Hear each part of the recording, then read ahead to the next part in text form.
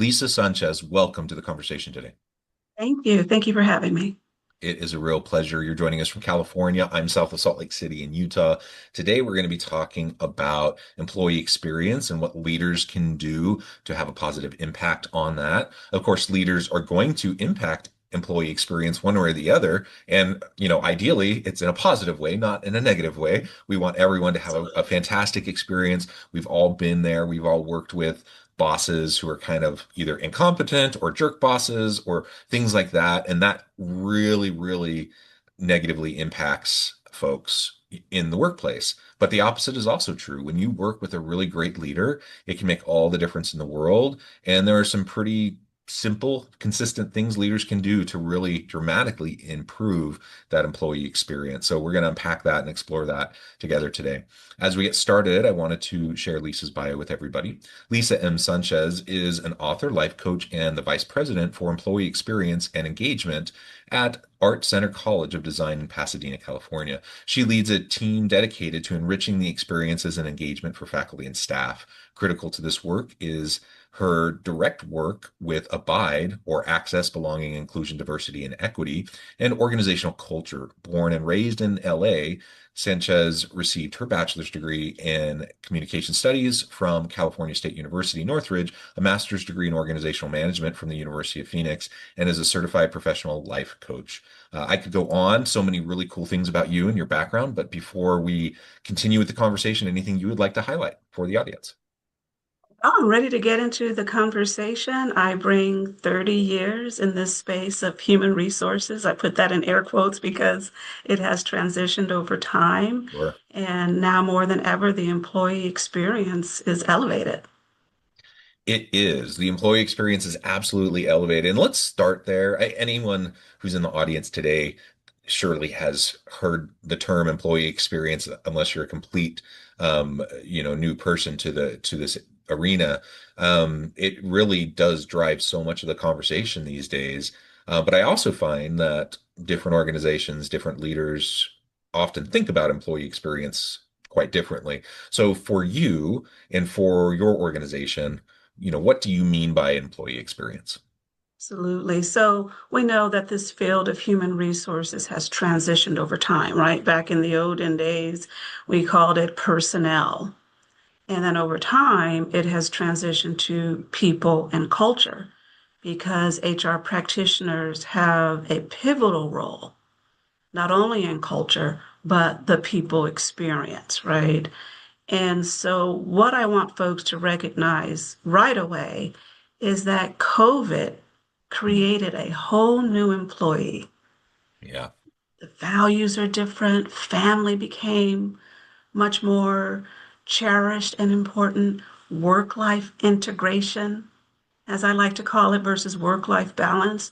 It's integrating that into the employee experience because when I started in this field of HR 30 years ago, we used to say, leave your problems at the door. Right. And I want to just wash my mouth out with soap for every time I said that, right? Well, I mean, it's still a super common saying and It mindset. Like is. lots of people still hold on to that. So, And it makes me cringe. And mm, so the employee experience is recognizing that people do bring their lived experiences to work. Now, that's not to say we should be inundated with being psychologists and so forth. What it does mean is that we have to understand that how they live outside of work makes its way into the work environment, and that impacts their productivity, their engagement, how they communicate and interact. And so, coming out of COVID, we moved into this hybrid environment. Why? Because childcare was impacted. People were taking care of their elderly parents at home while trying to work. They've got the kid at the table doing homework, and yep. those experiences still exist. And so, when we talk about how leaders can effectively impact that, we have to be uber good listeners. We have to understand employee concerns. But at the same time, we've got a business to run, right? And so while we're understanding that employees bring their lived experience to work, we still have to make sure that employees are connected to mission, vision, and values. So that's making sure that we get their input, that there's transparency in decision making, that we set clear expectations, for example. The other thing that came out of COVID is that people want to make sure that the work that they're doing is meaningful, that it is connected to their values. People want to feel like they get recognition for a job well done and that there's growth in the organization. But at the end of the day, we have to make sure that we increase our communication, that we increase collaboration, and that we're bringing people to the table for real input about what's happening in the organization. And that's how I think leaders can make an impact there. Yeah, awesome. Yeah, I think you're absolutely right. I think the COVID pandemic and everything associated with that um, really created a context where people could challenge some longstanding assumptions about the workplace, about work, how work was designed. Certainly the whole butts and seats, mentality that Yes, has been so pervasive throughout business culture for such a long time and amongst many leaders. That was directly challenged, and organizations are forced, right, to yes, allow people to work remotely, unless you were, in certain occupations and then people realized very quickly that, hey, not only does the butts and seats model not make sense in many cases, but it can negatively impact folks, when you're talking about the desired flexibility that people have. And so people, absolutely. even people who were resistant to working remotely, during COVID, they realized, hey, this is actually the flexibility is really nice. Hey, I really enjoy not having to commute a couple hours every day. I really Absolutely. enjoy, autonomy and flexibility and all those sorts of things. And it's interesting now because now many executives are doing return to office mandates and requiring folks to be in office at least part of the time. And, in many cases, it's a hybrid model. And, trying to balance between flexibility, autonomy, but also making sure that, they're maintaining the values alignment, the culture development opportunities, and those sorts of things. And so a lot shifted in the past 5 years, and we're still navigating it. And layer on top of Still, that, on top of that, you have ongoing disruption via, advanced technologies, AI, machine learning, and such. That's shifting the way work is done, the way work is designed. Layer on top of that, kind of, at least in the US, it's this way in many parts of the world. We're in a really divisive kind of political environment right now. So you work, with ABIDE, access, belonging, inclusion, diversity, and equity, which is one way to frame it. People yes, often say DEI or DEIB or whatever terminology you're using. I think it's fair to say that that has largely been politically under attack, especially in recent years, which also is changing the landscape of what it looks like to focus on employee experience, especially for those who aren't, you know, straight cisgender white guys like me, right? Like yes, anyone who yes. falls into a um, you know, different identity group may feel, you know, challenged right now, may not feel safe, may not feel seen or heard or valued in the way that maybe they were starting to feel, in the wake of the George Floyd murder and other Yes. happenings in 2020, when organizations seem to start to lean in more towards inclusion and belonging, right? And Well, it now it seems like became, they're yeah, backpedaling, right? absolutely. It became almost a window curtain approach after George Yeah. Floyd, right? Yeah. All of a sudden, people were hiring chief diversity officers with no real goal behind that position. It often lacked budgets and staff, Yeah. a clear direction. policy statements were being issued. We were getting all these emails where there was where you shop or where you bank. Suddenly you were getting emails about the CEO's position on DEI. And now we see what's happening under this current administration where there's this dial back and organizations are paying a heavy price for that. And I'm not going to mention, the major retailer, but I think you know who I'm talking about, that there was a real backlash and pushback from the community, from the people who took issue with dialing back. And here's what I think happens or has happened with DEI. When you think of DEI, as you know, I like to call it abide because I think access and belonging needs to be included. And so I just shuffle all of those letters and call it abide. But what happens is when you treat them as programs or an initiative, it takes away the importance. And I think it's time that we reframe our language. These should be organizational values. These values really shape how employees experience work, their growth, their sense of belonging. You know, And honestly, everybody benefits from DEI or BI. You just think about how one accesses a building. I mean, we may not consciously think this is DEI or BI, but it is. Lactation spaces, holidays, floating holidays, using gender neutral restrooms or gender neutral language. All of those are important. Adapting your health benefits that you provide to your employees to not just focus on the traditional family, but the modern family. Families look different today. And I just don't understand why this is so painful. Pay transparency. Everybody wants fair and equitable compensation. Everybody wants career growth. People want to feel safe in their work environment. But when you call it a DEI program, it gets lost. It gets muddied. And so there's this reframing of DEI or BI so that it's more organic in the organization because policies, they run its course, initiatives certainly run their course. And so we just have to think about it differently. And that's yeah, where I think leaders make a real impact here.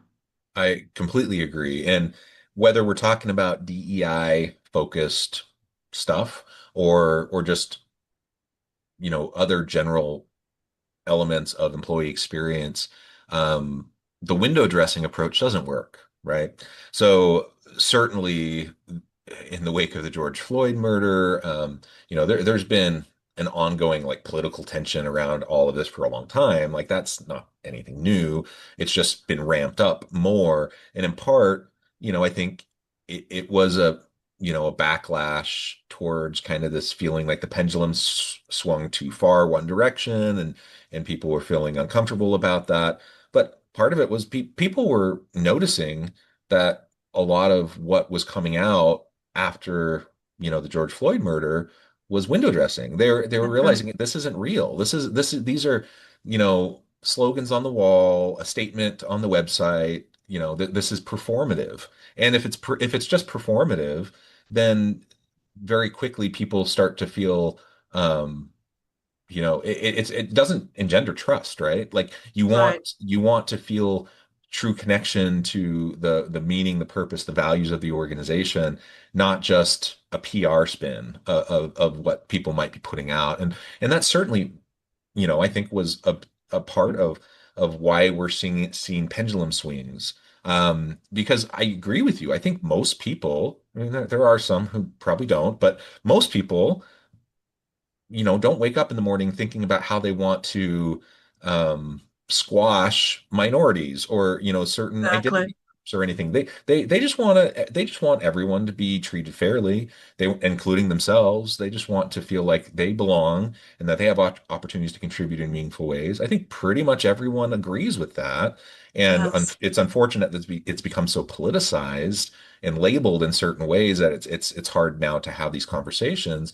But if you get back to the basics of just like common humanity. Like we all Absolutely. want everyone to be treated fairly, I think, for the most part, Absolutely. right? And if we can focus on that and have that values alignment between, our leadership and what they're actually doing, not just saying, and the people that are coming into the organization, I think everyone's going to be way happier. And so getting past the Yes. performative stuff, whether it's DEI, whether it's any other aspect of an employee experience, you have to really walk the walk, not just talk the talk. You really got to Yeah. do it. And people see the difference. It's so easy to It's very notice. easy. Yeah, it's very Mhm. easy to pick out. And I would just say for HR leaders out there, when you think about all of the disciplines that we lead, whether it's talent acquisition slash recruitment, whether it's comp and benefits, whether it's learning and professional development, just go down all of those disciplines and think about how you can organically create spaces for everyone. There's this idea that DEI is just for Black folk, or it's just for Black and brown people, or it's just for the disadvantaged. And we've got to clear that all out. It is about creating opportunities, fair opportunities for everyone, and then let the best person win, right? When I think about talent acquisition, I'm suggesting an organic way to do talent acquisition is to make sure you're doing due diligence to cast a wide enough net Yep. so that people have access to that job posting, they have access to interview, etc. And then they have to And weed out the perform in that bias, interview. weed out the Say bias that can artificially absolutely and reduce leave out the opportunity. bias. Yeah. Absolutely. Yeah. And you go down the line of what sort of benefits are being offered to employees. Is it only targeted to the modern family, the mom, the dad, the dog, right, and the children and the white picket fence? Or is it same-sex couples? Think about your programming and don't get so rigid that it's a policy or a program or this or that. Just think about treating all aspects of your workforce fairly and Yeah. equitably and letting them show up as their authentic selves in a safe space is Yes. really And what it's about. a safe space, literally physically safe space, but a psychologically Physically, safe space. psychologically, absolutely. Yeah, emotionally. And just an example of how things have shifted. So again, I'm a straight cisgender white guy. I know I have lots of layers of privilege.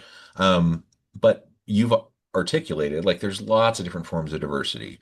And there's socioeconomic diversity, there's cultural background diversity, there's mindset and cognitive diversity, there's all sorts of different things. And I happen to come from, very low socioeconomic background. So I have like lots of layers of privilege in other ways. But that's one, where I do have that. And so I have life experiences that are different than some people, just because of that background. And so that's something I bring with me. I bring that with me to my conversations.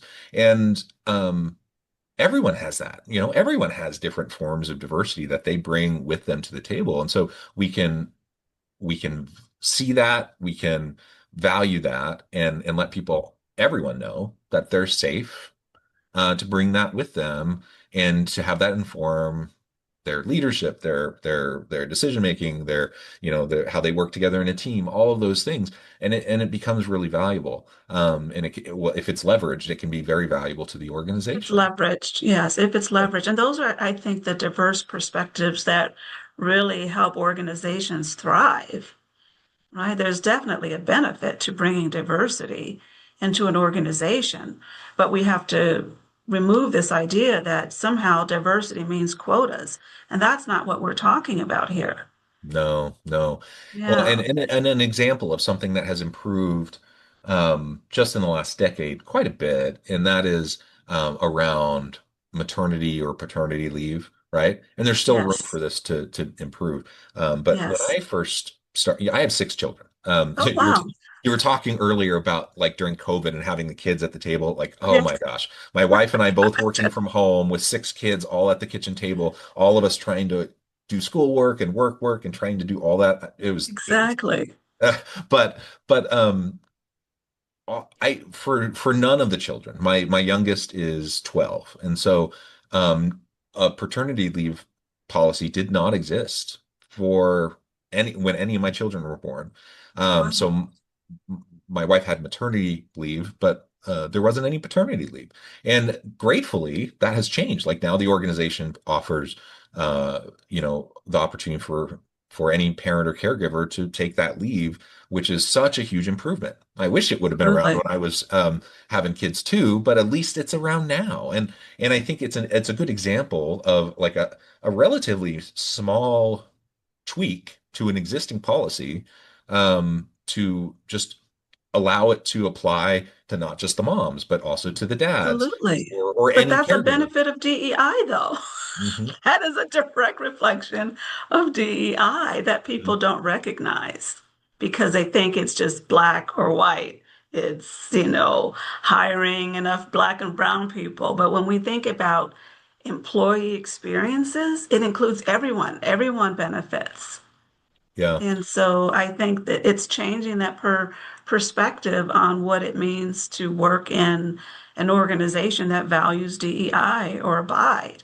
It's making Yeah. those opportunities available for all employees, including a white male, cisgender, straight, Yeah. all of that, Yeah. right? Yeah. And literally everyone benefits. And everyone can see, if you communicate well, everyone can see how they benefit. And I think that's an area where perhaps we've fallen short as well, as we just don't communicate it as clearly or as well as we could or should. And I want to highlight too, when we're talking about employee experience, we're talking about the entire life cycle Yes, from recruitment all the way through exit. And hopefully they come and they come into the organization, they feel valued, they have an opportunity to contribute, they stick around for a while. But the whole life cycle of that individual matters. And sometimes I think we just really forget that. And we'll even talk about employee experience. We'll even really prioritize it. But then we'll have a really crummy, recruitment and hiring and onboarding process, that yes, really turns off a lot of people. And that's part of the employee experience, the applicant experience, and absolutely. and so we talk about customer experience all the time, right? Um, One of the reasons why employee experience has become so important is a realization that, especially in certain high-tech fields, and types of jobs and such, that we just have pervasive talent gaps and labor shortages, and it's a hyper-competitive labor market. I mean, in certain types of industries and certain types of jobs, it's insane. Like the types of offers that people are getting. You'll have someone with a strong technical background who might have five or six offers at any given point in time, Yes, with insane salary offers and bonuses and sign-on bonuses and such. And so, like, how do you deal with that in an environment where you're trying to also just run your business?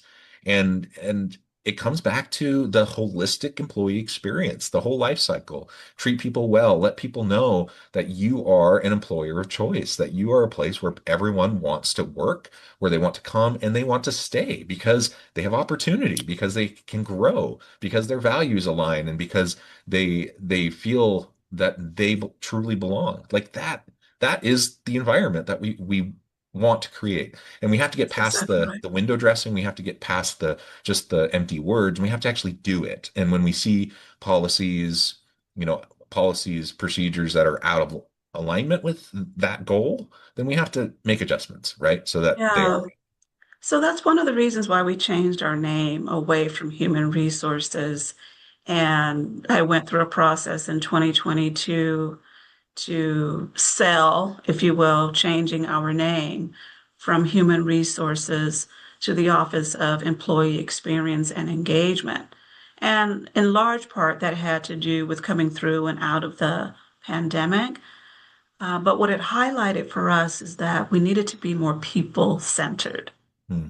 We needed to be people centric in order to impact the experiences that our employees, our faculty and staff were having. And so when you think about that, our little slogan is, we care about employee experiences from hire to retirement and everything in between, because that's what matters. That's what helps people be productive. thrive, engage, participate. And those are all deeply rooted in our organizational culture. We were just talking about DEI or abide.